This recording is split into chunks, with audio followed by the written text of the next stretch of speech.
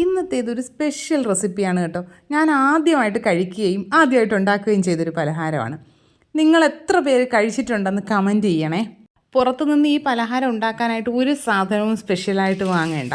നമ്മുടെ വീട്ടിൽ എപ്പോഴും ഉണ്ടാകുന്ന സാധനങ്ങൾ, അരിയും ഉഴുന്നും തേങ്ങയും ഒക്കെ നമ്മുടെ വീട്ടിലുണ്ടാവുമല്ലോ. അതെല്ലാം വെച്ചിട്ടാണ് നമ്മൾ ഇന്ന് ഈ പലഹാരം ഉണ്ടാക്കിയെടുക്കാൻ പോകുന്നത്.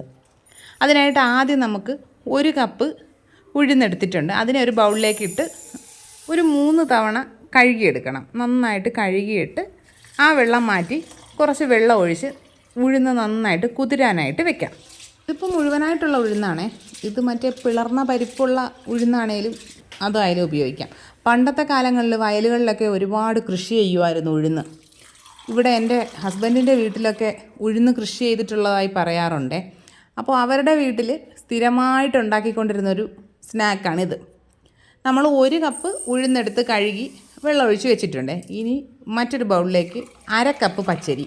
1 കപ്പിന് 1/2 കപ്പ് പച്ചരി, അതാണ് കണക്ക്. നമ്മളിപ്പോൾ ഏത് കപ്പിലാണോ അളക്കുന്നത് അതിൻ്റെ നേർപകുതി വേണം അരി എടുക്കാനായിട്ട്. അരിയും ഇതുപോലെ നന്നായിട്ട് കഴുകി വെള്ളമൊഴിച്ച് ഒരു 4 മണിക്കൂറെങ്കിലും കുതിരാനായിട്ട് വെക്കണം. കുറച്ചധികം നേരം ഇരുന്നാലും കുഴപ്പമൊന്നുമില്ല കേട്ടോ. അത്രയും നല്ല സോഫ്റ്റായിട്ട് അരഞ്ഞ് കിട്ടും എന്നേ ഉള്ളൂ. ഇനി നമുക്ക് കുറച്ച് തേങ്ങാപ്പാൽ എടുക്കാം. 1 കപ്പ് തേങ്ങ ചിരകിയതിനെ എടുത്തിട്ടുണ്ട്.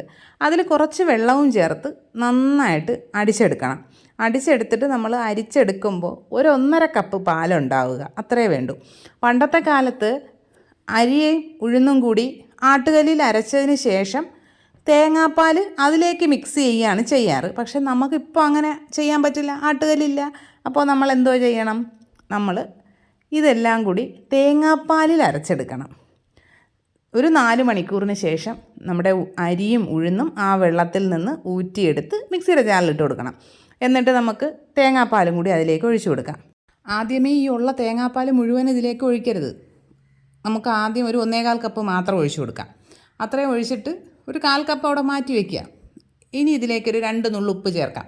നമ്മളിതിൽ മധുരം ചേർത്തുണ്ടാക്കുന്ന പലഹാരമാണ്, എങ്കിലും ഒരു നുള്ളുപ്പ് ഇരിക്കട്ടെ, ആ മധുരം ഒന്ന് ബാലൻസ് ചെയ്യണം. ഇനി ഇതിലേക്കൊരു 1/2 ടീസ്പൂൺ ഏലക്കാപ്പൊടി ചേർത്ത് കൊടുക്കണം. ഇതിപ്പോൾ പഞ്ചസാരയും ചേർത്ത് പൊടിച്ചതായതുകൊണ്ടാണ് 1/2 ടീസ്പൂൺ ചേർത്തത്. ഇനി ഇതിലേക്ക് മധുരത്തിനായിട്ട് ഒരു 4 ടേബിൾ സ്പൂൺ പഞ്ചസാര ഞാൻ ചേർക്കുന്നുണ്ട്. ഈ 4 ടേബിൾ സ്പൂൺ പഞ്ചസാര തന്നെ മതി കേട്ടോ. ഇതാണ് ഇതിൻ്റെ കറക്റ്റ് മധുരം. ഇനി ഇതെല്ലാം കൂടി നല്ല സോഫ്റ്റായിട്ട് അരച്ചെടുക്കണം. അരച്ചെടുത്തതിന് ശേഷം ഒരു ബൗളിലേക്ക് ഒഴിച്ചു കൊടുത്തിട്ട് നമ്മൾ ഇഡ്ഡലിക്കും ദോശയ്ക്കും ഒക്കെ അരയ്ക്കുമ്പോൾ കൈ വെച്ചിട്ട് നല്ലതുപോലെ കുഴയ്ക്കില്ലേ, അതേപോലെ ഒരു 5 മിനിറ്റ് നല്ലതുപോലെ അങ്ങ് ഇളക്കി അങ്ങ് സോഫ്റ്റാക്കി എടുക്കണം മാവ്. ഒരു 5 മിനിറ്റോളം ഇങ്ങനെ കുഴയ്ക്കണം കേട്ടോ. അങ്ങനെ കുഴയ്ക്കുമ്പോഴാണ് മാവ് നല്ലതുപോലെ ഇങ്ങനെ പതഞ്ഞ് പൊങ്ങി വരും. ഈ പലഹാരം ഉണ്ടാക്കാൻ എന്നോട് പറഞ്ഞ എൻ്റെ ഹസ്ബൻഡ് തന്നെ പറഞ്ഞായിരുന്നു, ഈ മാവ് നമ്മൾ ഈ പലഹാരം ഉണ്ടാക്കാനായിട്ട് എടുക്കുന്ന സമയത്ത് നല്ലതുപോലെ പതഞ്ഞ് പൊങ്ങിയിരിക്കുമെന്ന്. പുള്ളിക്കാരൻ്റെ വീട്ടീമ എന്ന് വെച്ചാൽ ഉമ്മയുടെ ഉമ്മ സ്ഥിരമായിട്ട് ഈ പലഹാരം ഉണ്ടാക്കുമായിരുന്നു എന്നും പറയാറുണ്ട്. അപ്പോൾ കുറേ നാളുകൊണ്ട് എന്നോട് പറയുന്നുണ്ട് ഈ ഉഴുന്നപ്പം കഴിക്കണമെന്ന്. എനിക്കറിയാൻ പാടില്ല, ഞാൻ കഴിച്ചിട്ടില്ല. അങ്ങനെ ഞാൻ എന്ത് ചെയ്തു, എൻ്റെ ഇക്കാടെ കുഞ്ഞുമ്മയോട് ചോദിച്ചു, അതായത് ഉമ്മയുടെ അനിയത്തിയോട് ഞാൻ ചോദിച്ചു റെസിപ്പി. അപ്പോൾ പുള്ളിക്കാരിക്ക് ഏകദേശമൊക്കെ ഒരു റെസിപ്പി കണക്ക് വെച്ചൊക്കെ ഒന്ന് പറഞ്ഞു തരാൻ അറിയാം. എന്നാലും പെർഫെക്റ്റ് 1.5 കപ്പ് തേങ്ങാപ്പാൽ അങ്ങനെയൊന്നും പറയാനൊന്നും അറിയില്ലല്ലോ അവർക്കെല്ലാം കൈക്കണക്കാണല്ലോ. അങ്ങനെ പുള്ളിക്കാരി പറഞ്ഞു തന്നൊരു ഏകദേശ ഉദ്ദേശം വെച്ചിട്ട് ഞാനൊന്ന് സെറ്റ് ചെയ്തതാണേ. ഇവിടെ ഇക്ക കുട്ടിക്കാലത്തെ കാര്യങ്ങൾ പറയാറുണ്ട് കേട്ടോ. അപ്പോൾ അതിൽ സ്ഥിരം വരുന്നൊരു കാര്യമാണ് ഈ ഉഴുന്നപ്പം. അവരുടെ വയലുകളിൽ നെല്ലും ഉഴുന്നും പയറും കൃഷി ചെയ്യുമായിരുന്നു. നെൽകൃഷി ഇല്ലാത്ത സമയത്ത് പയറും ഉഴുന്നും കൃഷി ചെയ്യും. അപ്പോൾ ഈ പുതിയ ഉഴുന്ന് വരുമ്പോൾ പഴയ ഉഴുന്ന് ഇരിക്കുന്നതിനെ പെട്ടെന്ന് തീർക്കണമല്ലോ. അത് തീർക്കാനായിട്ടുള്ളൊരു വഴിയാണത്ര ഈ ഉഴുന്നപ്പം. സ്ഥിരമായിട്ടുണ്ടാക്കാറുണ്ട്. അപ്പോൾ കുട്ടികൾക്ക് വൈകുന്നേരങ്ങളിലൊരു ചായക്കടിയും ആവും, ഉഴുന്ന് ചിലവാവുകയും ചെയ്യും. ഇത് തലേ ദിവസം ഉണ്ടാക്കിയതിനെ പിറ്റേന്ന് കഴിക്കാനും ഭയങ്കര ടേസ്റ്റ് എന്നാണ് പറയുന്നത്. പക്ഷേ ഇവിടെ ഞാൻ ഉണ്ടാക്കിയിട്ട് എനിക്ക് പിറ്റേ ദിവസത്തേനൊന്നും കിട്ടിയിട്ടുണ്ടായിരുന്നില്ല. അന്നത്തെ ദിവസം കൊണ്ട് തന്നെ ഈ നൊസ്റ്റാൾജിയക്കാരെല്ലാം കൂടി കഴിച്ചു തീർക്കുകയാണ് ചെയ്തത്. കഥ പറഞ്ഞ് എവിടെയൊക്കെയോ പോയി. ഇനി നമുക്ക് ഈ പലഹാരത്തിലേക്ക് തിരിച്ചു വരാം. ഇപ്പോൾ നന്നായിട്ട് ഒരു 5 മിനിറ്റോളം കൈ വെച്ച് കുഴച്ചെടുക്കുക. നമ്മൾ കൈ വെച്ച് തന്നെ കുഴയ്ക്കാൻ ശ്രദ്ധിക്കുക. സ്പൂണ് വെച്ചൊന്നും കുഴച്ച് കഴിഞ്ഞാൽ അതിൻ്റെ ആ ഒരു ഫെർമെൻറ്റേഷൻ കറക്റ്റ് ആവില്ല.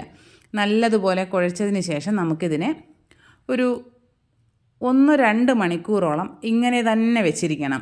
അടച്ചിട്ട് ഒരു 1-2 മണിക്കൂർ ഫെർമെൻ്റ് ആവാനായിട്ട് വെച്ചിരിക്കണം. ഒരുപാട് സമയം വെച്ചിരുന്ന് ദോശയുടെ ഇഡലിയുടെ ബാറ്റർ പോലെ അത്രയും ഒന്നും ഇതാക്കേണ്ട കാര്യമില്ല. ഒരു 2 മണിക്കൂർ അവിടെ തന്നെ ഇരുന്നോട്ടെ. നമ്മുടെ നാട്ടിലെ കാലാവസ്ഥ അനുസരിച്ച് പുറത്ത് തന്നെ ഇരുന്നാൽ മതി. പിന്നെ തണുപ്പുള്ള സ്ഥലങ്ങളിലൊക്കെ ആണെങ്കിൽ ഒരു ഓവനിലോ എങ്കിലും മാറ്റി വെക്കുന്നത് നല്ലതായിരിക്കും. നമ്മൾ 1.25 കപ്പ് പാല് മാത്രമേ ചേർത്തിട്ടുള്ളൂ. ബാക്കി 1/4 കപ്പ് അവിടെ തന്നെ ഉണ്ട് കേട്ടോ.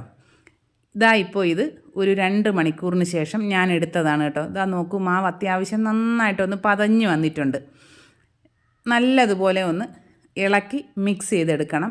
ഇനി നമുക്കിതിലേക്ക് കുറച്ച് ബേക്കിംഗ് സോഡ ചേർത്ത് കൊടുക്കണം. ബേക്കിംഗ് സോഡ ചേർത്താലാണ് ഒരു സോഫ്റ്റ്നെസ് ഇവിടെ കിട്ടുക. ഞാനൊരു 1/2 ടീസ്പൂൺ ബേക്കിംഗ് സോഡ എടുത്തിട്ടുണ്ട്. അതിന് ഡയറക്റ്റ് മാവിലേക്ക് ഇട്ട് കൊടുക്കരുത്, നമ്മുടെ ആ സ്പൂണിലേക്ക് ഇട്ട് കൊടുക്കുക. എന്നിട്ട് നേരത്തെ എടുത്ത് വെച്ചിരിക്കുന്ന തേങ്ങാപ്പാലുണ്ടല്ലോ, അതിൽ നിന്ന് കുറച്ച് ഇതിലേക്ക് ഒഴിച്ചു കൊടുത്തതിന് ശേഷം വേറൊരു സ്പൂണോ എന്തെങ്കിലും വെച്ചിട്ട് നല്ലതുപോലെ ഈ ബേക്കിംഗ് സോഡ കലക്കണം. സ്പൂണൊന്നും എടുക്കണ്ട, നമ്മുടെ ഒരു വിരൽ വെച്ചങ്ങ് കലക്കിയാൽ മതി. ഇത് വീഡിയോയിൽ കാണിക്കുന്നത് കൊണ്ടല്ലേ ഇത്രയും ഇങ്ങനെ കാണിക്കുന്നത്, അല്ലാതെ വിരൽ വെച്ചിട്ടാണ് ഞാനത് മിക്സ് ചെയ്തെടുക്കാറ് കേട്ടോ. ഇനി ബേക്കിംഗ് സോഡ കലക്കിയതും കൂടെ ഇതിലേക്ക് ഒഴിച്ചിട്ട് നല്ലതുപോലെ ഈ ബേക്കിംഗ് സോഡയുടെ മിക്സ് എല്ലായിടത്തും ആകുന്നത് വരെ മിക്സ് ചെയ്തെടുക്കുക. ഇനി നമുക്ക് ചുട്ടെടുക്കാനായിട്ട് എപ്പോഴും ഇരുമ്പ് ചട്ടി ഉണ്ടെങ്കിൽ അത് ഉപയോഗിക്കുക. അതിലേക്ക് നല്ല വെളിച്ചെണ്ണ ഒഴിച്ചു കൊടുത്ത് ഹൈ ഫ്ലെയിമിലിട്ട് എണ്ണ നല്ലതുപോലെ ചൂടാക്കിയതിന് ശേഷം മീഡിയത്തിലാക്കി കൊടുക്കുക. മീഡിയത്തിലാക്കിയതിന് ശേഷം ഒരു തവി മാവ് ഇതിലേക്ക് കോരി ഒഴിച്ചു കൊടുക്കുക. ഇതുപോലെ നല്ലതുപോലെ പൊങ്ങി വരും. പൊങ്ങി വന്നതിന് ശേഷം നമുക്കിതിന് മുകളിലേക്ക് കുറേശ്ശെ എണ്ണ ഇങ്ങനെ സൈഡിൽ നിന്ന് കോരി ഒഴിച്ചു കൊടുക്കുക.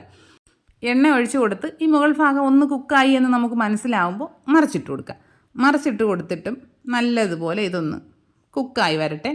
ഫ്ലെയിം ഒരുപാട് കുറച്ചിടേണ്ട കാര്യമില്ല, ഒരു മീഡിയം ഫ്ലെയിമിൽ വെച്ചിരുന്നിട്ട് കുക്ക് ചെയ്തെടുത്താൽ മതിയാകും. പിന്നെ എൻ്റെ ഇക്കാടെ വേറൊരു നൊസ്റ്റാൾജി എന്താണെന്ന് വെച്ചാൽ, ഈ ഉഴുന്നപ്പം മുരിഞ്ഞ് ഏകദേശം നമ്മൾ എണ്ണയിൽ നിന്ന് എടുക്കാറായി എന്ന് എങ്ങനെ അറിയുന്നേ? അതിനൊരു മണം, ഉഴുന്നിൻ്റെ മണം ഇങ്ങനെ അടുക്കളയിൽ മുഴുവനായിട്ട് പരക്കും. അപ്പോൾ നമ്മൾ മനസ്സിലാക്കിക്കൊള്ളുക സ്നാക്ക് കുക്കായി എന്ന്.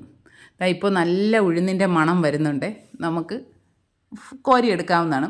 ഒരുപാട് അങ്ങ് ഗോൾഡൻ ബ്രൗൺ കളർ നമ്മൾ നെയ്യപ്പമൊക്കെ ആക്കുന്നത് പോലെ ഒന്നും ആക്കരുത്. ഒരു ചെറിയൊരു ഗോൾഡ് കളർ വന്ന് തുടങ്ങുമ്പോൾ തന്നെ കോരിയെടുക്കുക. ബാക്കിയുള്ളത് നമുക്ക് അതുപോലെ തന്നെ ചുട്ടെടുക്കാവുന്നതാണേ. ഇപ്പോൾ ഞാൻ ഏകദേശം ഒരു 8 എണ്ണത്തോളം ചുട്ടെടുത്തു കേട്ടോ. ബാക്കി മാവ് എന്ത് ചെയ്തു എന്ന് ഞാൻ പറഞ്ഞു തരാം. പുറം ഭാഗം നല്ല ക്രിസ്പി ആയിരിക്കും, അകം നല്ല വായിലങ്ങ് അലിഞ്ഞില്ലാതായി പോകുന്നൊരു ടേസ്റ്റാണ് ഉള്ളിൽ. ഇത്രയും ഗോൾഡൻ ബ്രൗൺ കളർ ആകണ്ട. ഇതാണ് ഉഴുന്നപ്പത്തിൻ്റെ യഥാർത്ഥ കളറ് എന്നാണ് ഇവിടെയൊക്കെ പറയുന്നത്. പക്ഷേ എന്താണെന്ന് വെച്ചാൽ ഈ സാധനം സക്സസ് ആയിരുന്നു കേട്ടോ. പുള്ളിക്കാരന് ആ പഴയ നൊസ്റ്റാൾജിയ മുഴുവനായിട്ടും കിട്ടി. അത്രയ്ക്ക് ടേസ്റ്റാണ്. ആ ഒരു പഴയ ഓർമ്മകളിലേക്കൊക്കെ പോയി. ബാക്കി മാവിനെ ഞാൻ എന്ത് ചെയ്തു, ഉണ്ണിയപ്പച്ചട്ടിയിൽ ഒഴിച്ചു ഇതുപോലെ കുഞ്ഞിയാക്കി ചുട്ടെടുത്തു. ഇതും നല്ല ടേസ്റ്റായിരുന്നു കേട്ടോ കഴിക്കാൻ. വീഡിയോ ഇഷ്ടപ്പെട്ടു കഴിഞ്ഞാൽ ലൈക്ക് ചെയ്യുക, കമൻറ്റ് ചെയ്യുക, ഷെയർ ചെയ്യുക, ചാനൽ സബ്സ്ക്രൈബ് ചെയ്യുക. നിങ്ങളിങ്ങനെ ഒരു പലഹാരം കഴിച്ചിട്ടുണ്ടോ എന്നുള്ളത് കമൻറ്റ് ചെയ്യണം കേട്ടോ.